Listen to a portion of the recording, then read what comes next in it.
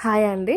నేను ఇక్కడ ఈ బ్లౌజ్ అనేది స్టిచ్ చేస్తున్నాను. ఈ బ్లౌజ్ స్టిచ్ చేస్తుంటే నాకు సూది అనేది విరిగిపోయింది. ఇంకొక సూది అనేది మార్చుకోవాలి.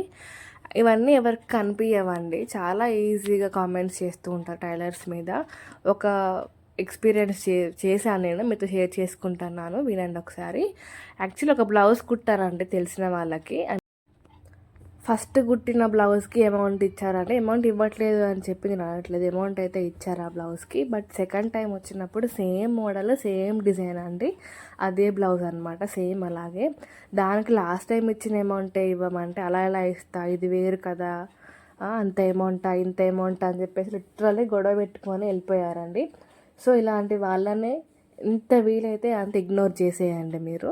మనం చాలా పీస్ఫుల్గా ఉంటేనే మనకు అవుట్పుట్స్ వేరే వాళ్ళకి చాలా నీట్గా ఇవ్వగలుగుతాం మనము.